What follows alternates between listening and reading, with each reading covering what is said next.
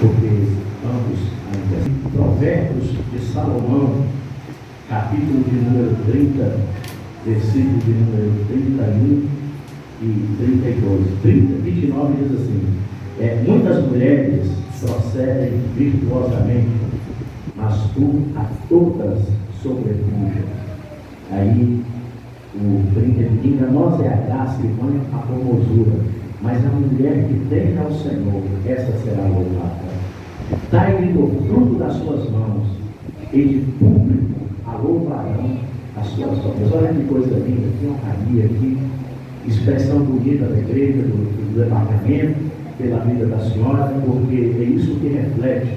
Eu conheço a minha irmã e o pastor já há alguns anos, apesar de não estarmos sempre juntos, mas nós sabemos, através do testemunho, porque testemunho é maravilhoso, você dá seu testemunho pessoal, mas isso é maravilhoso. Mas bom também é quando terceiros testemunham de nós. Imagina a pessoa perguntando: você conhece o irmão Neymar? Ih, rapaz, misericórdia, você está doido, sai de perto. É triste, não é triste a pessoa ter uma situação dessa, mas quando nós temos um bom testemunho, isso é maravilhoso. Então, irmão, que Deus em Cristo abençoe sua casa, sua família, o seu ministério, o seu esposo, a igreja de Deus que o Senhor nos confiou está cuidando aqui nesse lugar.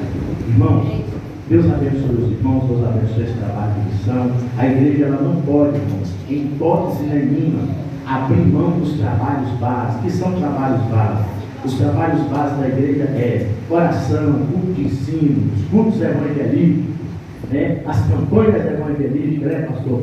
Os trabalhos de oração. A igreja, aconteça o que acontecer, passa o que passar, venha governo, passa governo, muda a moeda, não interessa. A igreja ela depende única e exclusivamente do Senhor, e ela segue firme no seu propósito. Pastor, como que a igreja avança? Como que a igreja ela tem que seguir? Ela tem que seguir firme nos seus propósitos. A igreja ela precisa mudar o mundo através da pregação do Evangelho. Aleluia. E nessa noite é um culto de missão, e eu não posso fugir à responsabilidade de trazer em algum tempo, alguns minutos, uma palavra que venha falar aos nossos corações. Pastor, como que eu posso falar ao coração da igreja? Como que eu posso fazer? Eu posso fazer para que a igreja vive, sinta a mensagem que eu estou pregando. Eu vou te revelar um segredo nessa noite. Talvez aqui tenha jovens pregadores que anseiam o ministério da pregação, do pastorado, visam esse altar tão bonito, tão aprazível. Eu vou te revelar um segredo nessa noite. A primeira coisa, você precisa permanecer firme no propósito, na palavra de Deus. Não pode desviar para a direita, não pode desviar para a esquerda, e não pode avançar, ir além, ir à frente, sem a ordem de Deus. Aleluia. Vamos falar de Jesus. Que coisa linda. Vamos falar de Jesus. Quem é Jesus? Se você for ler no livro de João, capítulo de número 1, Evangelho de João, capítulo de número 1, Nicodemos, ele sente uma necessidade extrema na alma. Ele tinha uma ausência, ele tinha uma carência, uma necessidade extrema de alma. E só que o que é interessante, irmãos, é que revela duas coisas no livro de Evangelho de João, capítulo 1, versículos 1 a seguir. Revela duas coisas. A primeira coisa, a Bíblia traz a característica, a biografia de quem era Nicodemos.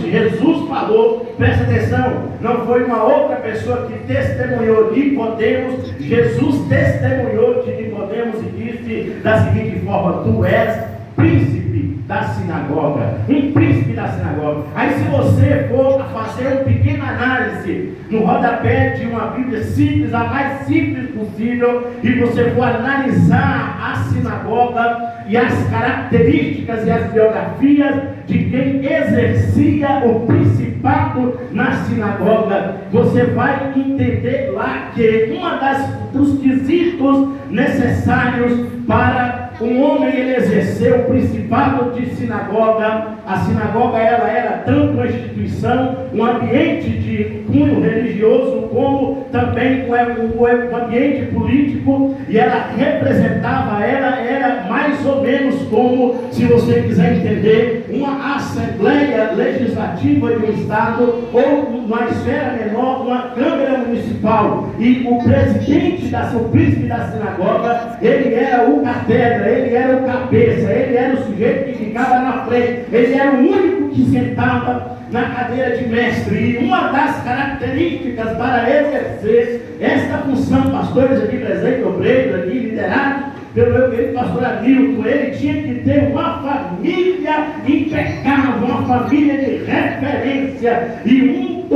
dos quesitos que existia e que tinha para o camarada ele poder sentar naquela cadeira, ele tinha que ter muito cobre, ele tinha que ter muito ouro, ele tinha que ter, como se diz hoje no popular, ele tinha que ser de família, ele tinha que ter pedigree, e respectivamente ele tinha que ter bala na agulha, ou ele tinha que ter o casuar cheio de prata, cheio de moeda. Era uma das características. E eu fiquei pensando, meu Deus, o que leva uma pessoa, o que acontece, o que fez esta pessoa, que tinha uma família top, que tinha bala na agulha, que tinha dinheiro, que tinha o casuar cheio, o balaio, o saco de estopa, amarrado de imbira, o jumento carregado de prata, e respectivamente uma posição elevadíssima na sociedade. Mas ele tinha um problema que afeta a humanidade, e eu queria que a igreja se atentasse para isso esta noite, porque para mudar esta situação aqui no mundo, Deus ele não usa outra pessoa senão,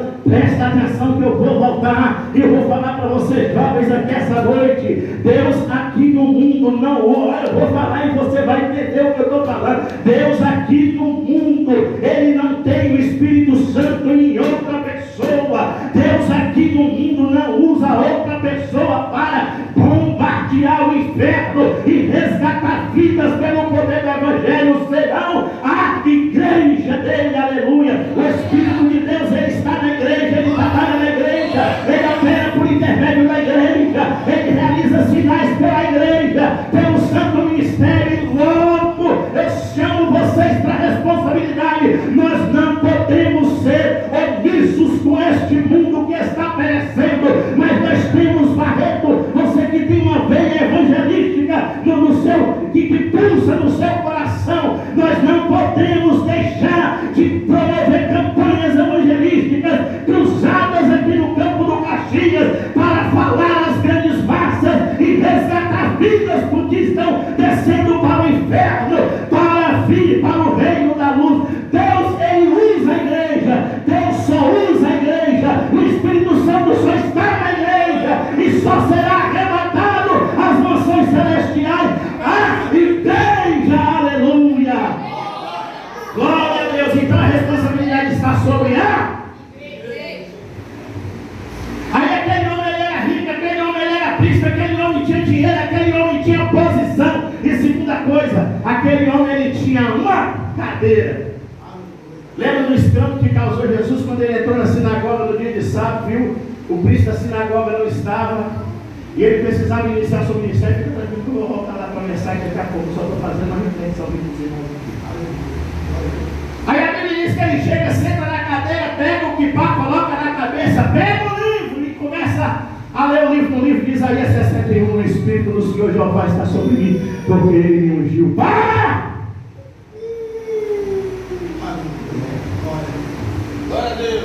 Eu vou voltar. Ele chega no dia de sábado, a sinagoga, a cadeira está vazia.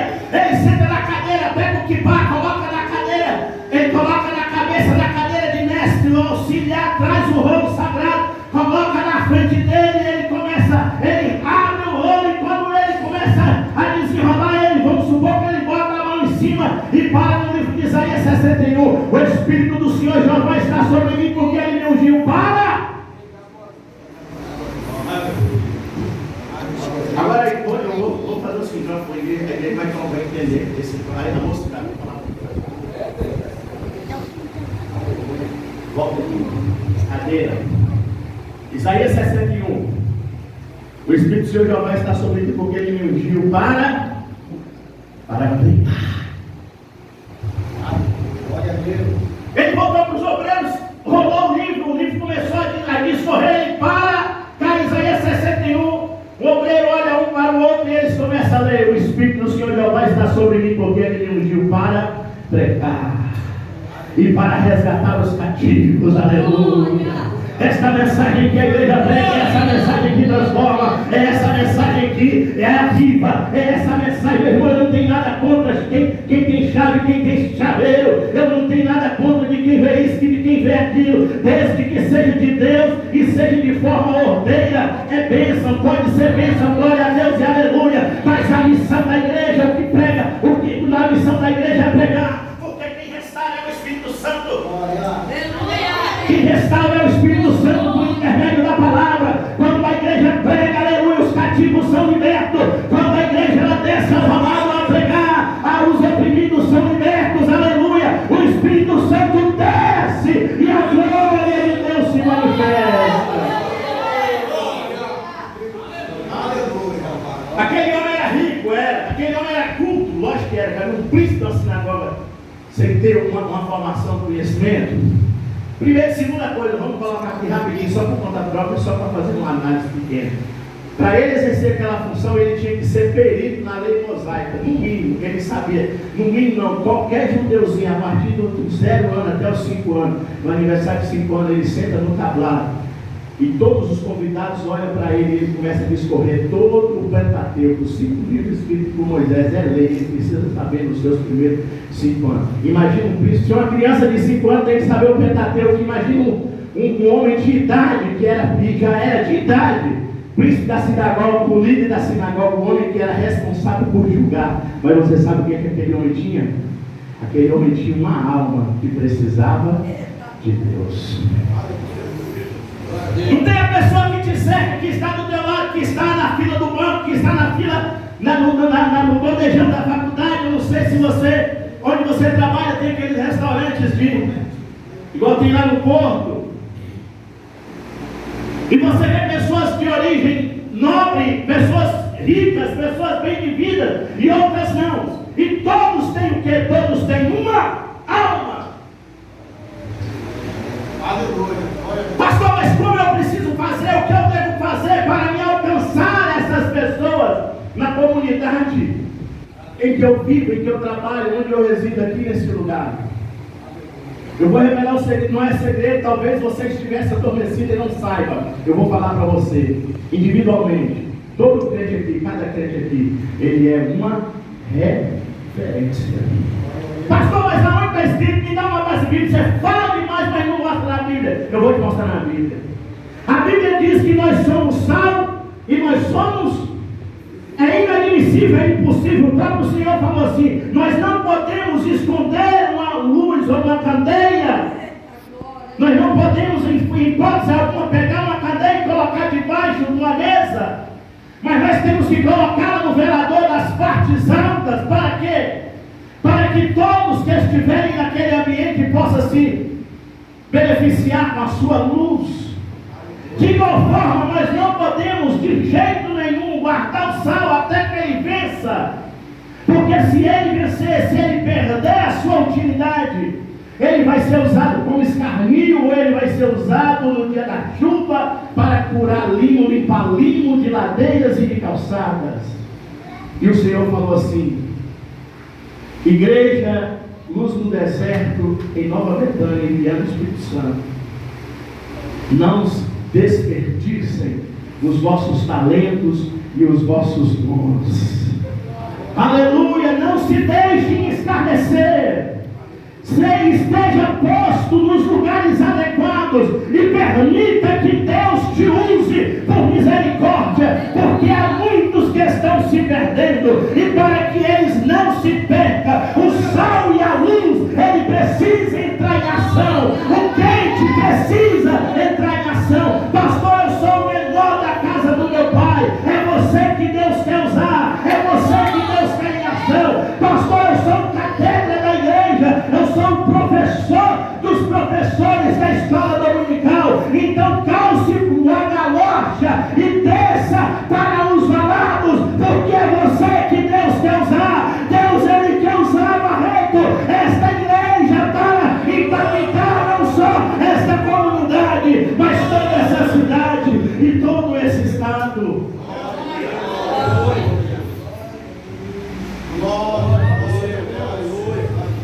Jesus estava no mesmo lugar. Nicodemo sabia que Jesus estava lá e de repente era noite. Eu não sei qual é o dia da sua vida, mas a Bíblia diz que aquele homem chega após Jesus e ele começa a expressar uma coisa extraordinária. E ele fala: Senhor, me socorre, por gentileza. Lá na frente você vai ver, no capítulo 3 você vai seguir. E a Bíblia diz: socorreu-lhe Jesus. Ele começou a expressar um sentimento que parecia desleixado. Aí Jesus cobrou a ele de acordo com a posição dele. Ele falou: rapaz, me diga uma coisa aqui. O que aconteceu com você? Você é príncipe da sinagoga, você não sabe uma coisa simples como essa? Ele falou assim: Senhor, eu posso até ser príncipe de sinagoga, eu posso ter uma família tranquila, uma família rica, eu tenho uma posição privilegiada, mas nas questões da alma, do futuro, do porvir, eu estou perdido. Há muitas pessoas que estão perdidas em seus palácios. Existem muitas pessoas que estão perdidas agora dentro das suas casas, junto com as suas famílias, mas a alma está se corroendo em angústia. E onde eu entro nessa história, só existe uma palavra que pode mudar, só existe uma palavra que traz mudança, só existe uma palavra que traz avivamento, e esta palavra é a sacrossanta palavra de Deus. Aleluia. Quando eu estava analisando essa palavra, eu me lembrei do profeta João Batista, que antecedeu Jesus Cristo preparando o caminho. A palavra que João Batista pregava, olha só que extraordinário, ela já havia chegado no palácio. Uma das pessoas que foram impactadas, confrontadas com aquela palavra foi Herodia, mulher de Herodes, e de toda aquela corja. Isso quer dizer que quando Herodia chegou lá no palácio, ela espumava ódio contra João Batista, e as pessoas perguntaram para ela: Herodia, por que você está transtornada? O que mudou a sua cabeça? Por que você está desse jeito? Eu passei na margem do Rio Jordão, aquele profeta estava lá pregando, os discípulos dele batizando, só que a mensagem dele contrariou meu ego, veio de encontro a vida que eu estou vivendo. Você sabe o que aconteceu? Nem por isso João deixou de pregar. Você sabe o que traz mudança na vida do homem, você sabe o que traz mudança na vida da mulher. Não é a igreja pregar o que as pessoas querem ouvir, o que vai massagear o ego das pessoas. A mensagem que a igreja tem que pregar é a mensagem que a pessoa precisa ouvir. Aleluia. Nem sempre a mensagem que você quer ouvir pregar vai trazer mudança, mas a mensagem que contraria o seu ego e o seu pecado, ela te tira do seu lugar de acomodismo e te leva a ter mudança de vida, ainda que custe a sua vida. Pregue a palavra, porque ela arranca o sujeito da posição de acomodismo dele, que é ele prega duro demais. E daí? Ele continuou pregando. E daí? Os seus discípulos continuaram batizando. Até que um dia, a Bíblia diz que o rapaz, que eu vou entrar na história dele agora, ele chegou nas margens do Rio Jordão. João Batista para por algum momento. João Batista não pregava uma mensagem que ia massagear o ego e que as pessoas queriam ouvir.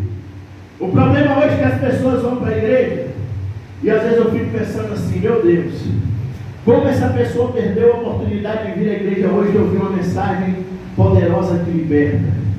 E a pessoa entra na igreja, ouve um monte de promessas feitas pelo homem para agradar o homem, e a pessoa entra e sai e continua do mesmo jeito.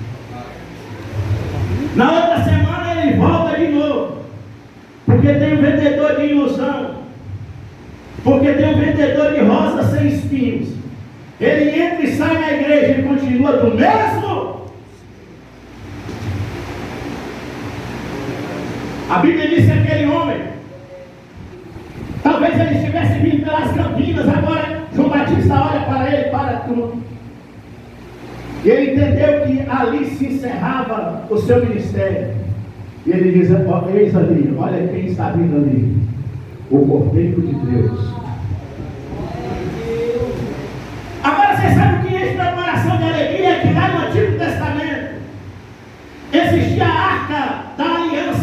sobre a arca da aliança tinha uma tampa, cujo nome era propiciatório, e que tinha lá a simbologia dos guardas de dois querubins, com 6 asas. Lá dentro tinha maná, cajado e tábuas da lei. Maná, vara de Arão que havia florido e tábuas da lei. Enquanto aquela arca estivesse tapada e aqueles querubins estivessem ali, apaziguava a ira de Deus através dos sacrifícios de animais inocentes sobre a humanidade. Presta atenção, não arrancava pecado, apaziguava a ira. Pastor, por que essa mensagem? Essa mensagem é para chamar a atenção da igreja para a sua responsabilidade. Porque a mensagem que a igreja prega, pastor Hamilton, ela não apazigua a ira de Deus sobre a vida da humanidade. A mensagem que essa igreja ela sai a pregar por onde quer que ela for mandada, enviada. Se você for lá para o Japão, você vai pregar a mesma mensagem, que vai transformar e libertar e mudar a vida daquelas pessoas pelo poder do Evangelho. E João Batista fala: eis aí o Cordeiro de Deus que não apazigua, mas que tira o pecado do mundo. A Bíblia diz no livro de Romanos que todos os pecados destituídos e excluídos foram da glória de Deus. Mas a Bíblia também diz, no mesmo livro de Romanos capítulo 6, que quando Jesus ele morre na cruz do Calvário, ele reconcilia, olha só, ele traz de volta a união do homem com Deus. Aleluia! Lembra que eu falei que já a mensagem que João Batista pregava já havia chegado nos palácios? Não que João Batista não pregasse, a mensagem que João Batista pregava não alcançou os miseráveis. Mas quando João Batista batiza Jesus, ele foi para o deserto, e cheio do Espírito depois, ele sai, e ele vai a um lugar chamado Cidade de Refúgio. Quando Jesus ele desce a cidade de refúgio, essa cidade ela é uma cidade de refúgio, porque ela está registrada no livro de Levítico, quando Josué, no livro de Josué 24, quando ele manda construir 4 cidades de refúgio para pessoas específicas, para latrocínios, homicidas, para facínoras, para pessoas que até que viesse o julgamento, para ele não ser morto, por aclamação pública, ele era posto na cidade de refúgio, com toda sorte de pestilência de pessoas impuras, pessoas miseráveis, excluídos da sociedade. E a Bíblia diz que quando Jesus ele desce a Galileia dos gentios, lá existiam pessoas que estavam, presta atenção, que jaziam em região e sombra da morte. Eu quero trazer agora a igreja para esse parágrafo. Qual é, presta atenção, qual é a zona de atuação da igreja? Conversei esses dias, estava conversando esses dias com o pastor, será quais os limites de atuação da igreja? Eu falei, até a porta do inferno. É mesmo, até a porta do inferno. Antes de pular o portalzinho e entrar no inferno, tem jeito. O sujeito a igreja só não pode parar de pregar até o sujeito entrar no inferno. O sujeito pode estar no pior de todos os embrólios, embaraços e buracos dessa vida. Domingo à tarde, 3, 4 horas da tarde, o irmão pega a guitarra, coloca uma caixa de som e vai para o parede até me convida, vai para uma esquina da vida, pega o 3 louvor da harpa. Ouves tu, Jesus te chama, sim, te chama pecador. Jesus que salve e ama, vem agora sem temor.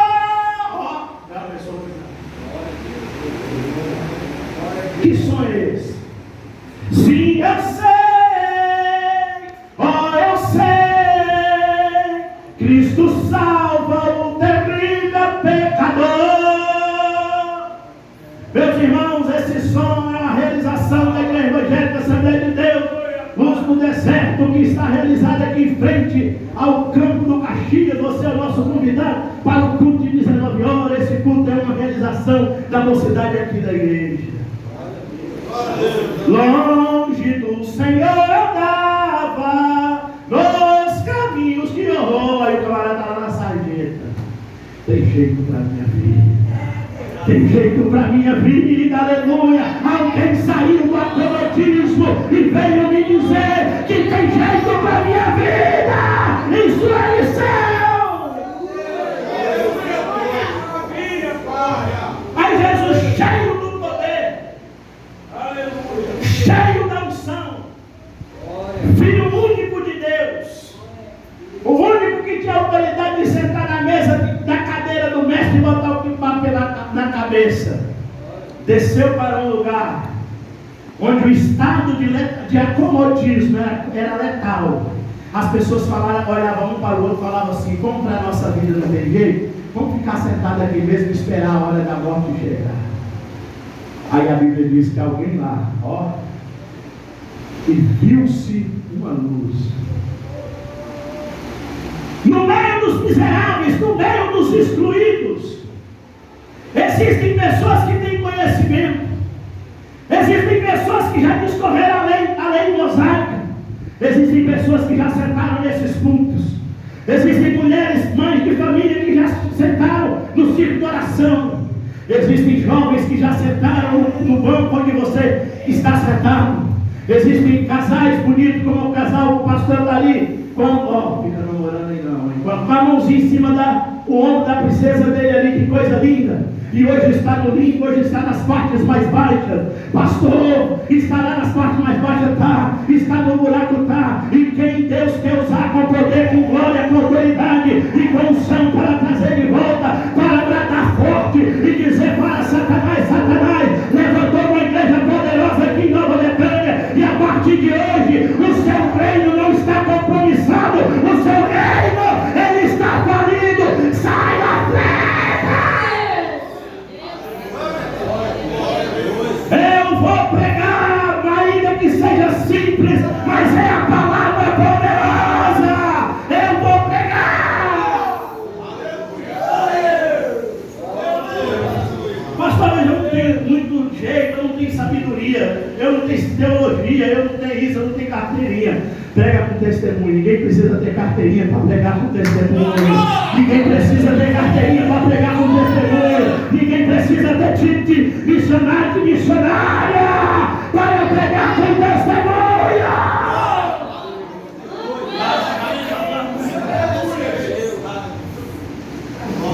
Deus, de poder em glória, aleluia, glória a Deus. Pode glorificar a Deus, pastor, está doendo, mas eu dou glória. Não é o que eu queria ouvir, mas é o que eu preciso ouvir, então eu dou glória. Se eu tivesse sentado e uma criança estivesse pregando, seria a mesma coisa. Deus, ele usa quem ele quer, do jeito que ele quer, na hora que ele quer. Aleluia, comece a se preparar para pregar com testemunho.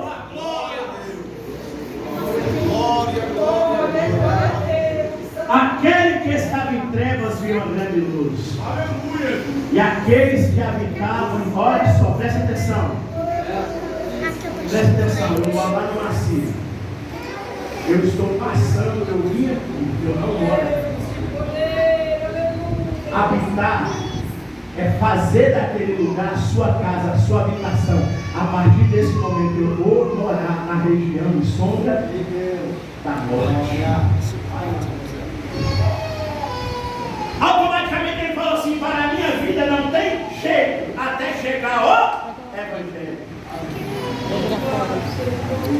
Para a vida daquele ente querido seu que parece que não tem mais jeito, de fato, parece que não tem mais jeito até chegar o Evangelho. Aquela comunidade lá só vive nas páginas contrárias, onde é terrível, só nas páginas policiais, até chegar o. Aí a Bíblia diz que Jesus começa a pregar e a dizer. Jesus, ele tinha duas técnicas extraordinárias de comunicação. Eu queria que a igreja, nesses 2 minutinhos, fizesse essa introspecção. Jesus pregava larga escala. No dia da multiplicação, 30, 20 e tantas mil pessoas. baseado que 99% dos seguidores dele era mulher e crianças. Se tinha 5 mil homens, imagina, se tinha lá 5 mil homens, uma época difícil daquele povo revoltado, imagina quantas mulheres tinha. Jesus, ele desceu ali para fazer diferença, para fazer mudança. E ele pregou para eles.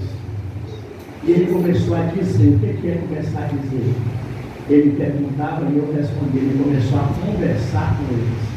A partir de hoje, a sua vida nunca mais será a mesma. Você entendeu quem sou eu? Tu és o Cristo, Filho do Deus vivo, que veio buscar e salvar o que se havia perdido. Qual é a mensagem que eu tenho que pregar? Jesus Cristo, Ele é o Senhor, Salvador. Jesus Cristo que muda a vida de qualquer um, do mais terrível de todos os pecadores. Você entendeu o projeto de Deus? Sim, entendeu o projeto de Deus. Então você vai começar a se levantar. O evangelho que nós pregamos é um evangelho que contraria muitas vezes o ego. É evidente que tem que contrariar, mas ele tem que trazer mudança. Eu queria que você colocasse essa palavra no seu coração. Senhor, eu quero ser essa pessoa. Eu gosto da história da Sunamita porque ela via o profeta passar. E um dia ela falou assim: olha, aquele que passa, ó, que passa, é o santo homem de Deus. Peça a Deus algo especial. A Bíblia diz que quem não tem sabedoria, peça a Deus que gratuitamente a dá e não lança em rosto.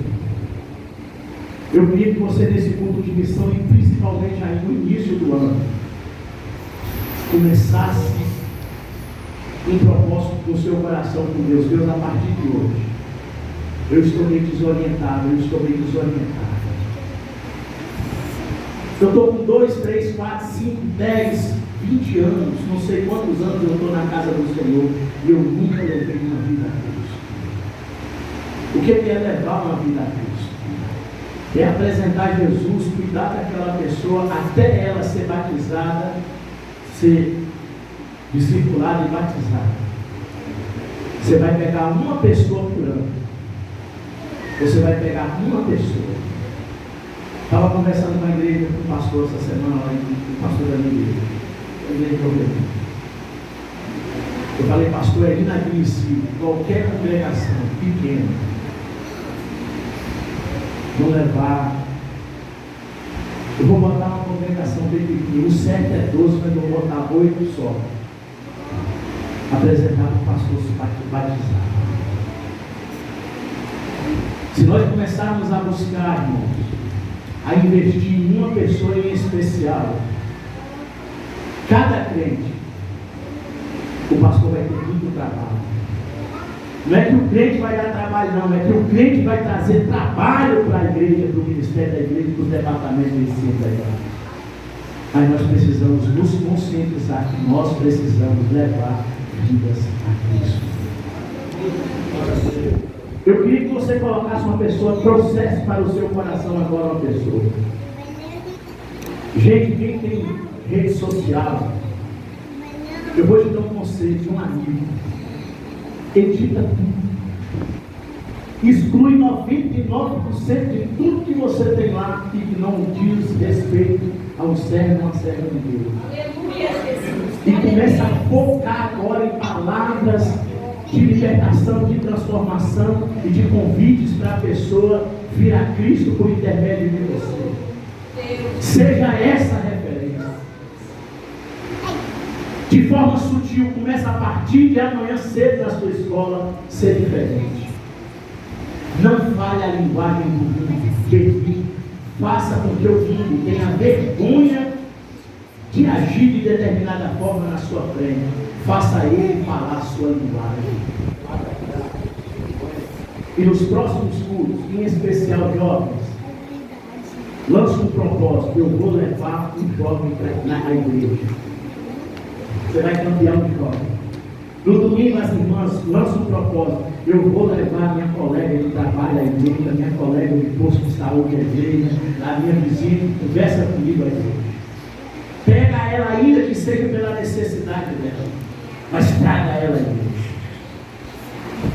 Jesus, ele desceu a parte mais baixa e ele não ficou lá, ele arrebatou aquelas pessoas com ele, tirou aquelas pessoas do buraco e elas começaram a testemunhar da sua glória e da sua grandeza. Eu queria que a igreja se colocasse de pé.